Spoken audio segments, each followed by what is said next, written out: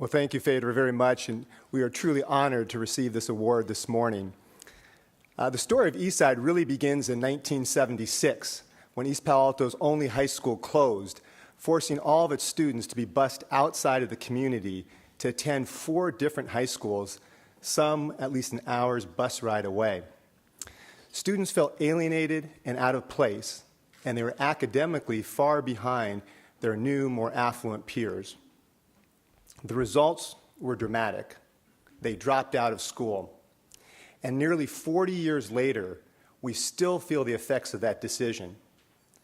Today in East Palo Alto, 65% of kids drop out of high school. 65%. I was only in the first grade when Ravenswood High closed, but when I was in high school, my search for the best basketball game around led me to the Onetta Harris Community Center in East Menlo Park, where I formed really strong friendships with the guys I played with throughout high school. And yet, when I realized when I was heading off to college myself, none of my teammates were going. Most weren't even finishing high school, and for some, the outcomes were far worse.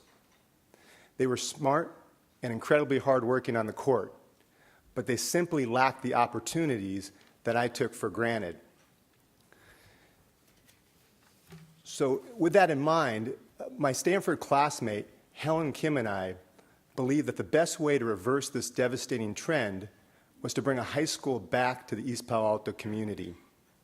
So in 1996, we took the plunge, welcoming 8 ninth grade students to our brand new school that we called Eastside College Preparatory School. Now you have to realize we didn't have a campus or even a building to call our own. So on that very first day of school, I picked up those 8 students in an old van while Helen set up the few school supplies we had at a picnic table at a park bench.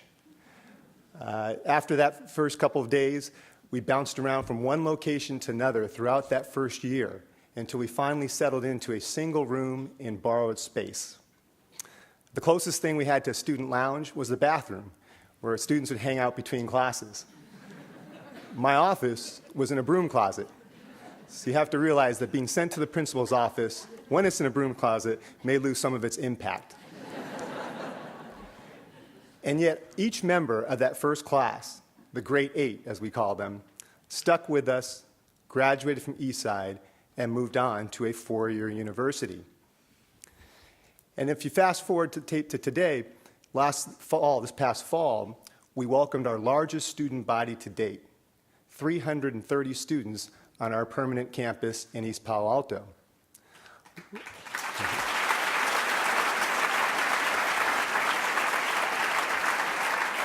Thank you. Last spring, we celebrated our 14th graduation ceremony, and for the 14th year in a row, every single graduating senior was accepted to a 4-year university. This year, members of the Eastside class of 2013 are freshmen on college campuses all around the country, including Stanford, Princeton, UC Berkeley, Santa Clara, Emory, and Duke. So we're really starting to see a powerful ripple effect take place in our community, as the question is no longer, will I go to college, but rather, what college will I go to? And yet none of these successes that we celebrate today would be possible without the support of our generosity of our supporters.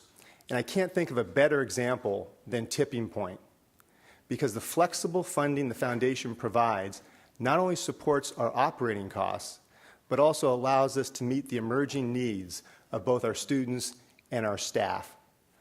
Last year, for instance, we received a targeted mental health investment to fund a set of trainings for our entire faculty to learn a set of new teaching practices to help students understand that effort, rather than perceived intelligence, is the key to success in school and in life. This shift in mindset has been monumental. I see it in our teachers' daily curriculum, in their interactions with our students, and even on the walls of their classrooms. As a result, our students are developing the skills of persistence and resilience that they will need to thrive far into the future. To support our students even more deeply, this year's investment from Tipping Point will make it possible for our students to receive much-needed individual counseling and guidance. So I want to thank you all for all that you're doing to help make everything we do at Eastside possible. It's now my pleasure to introduce Buck Matthews, a member of the Eastside class of 2003, who helped pave the way for all the students that we serve today.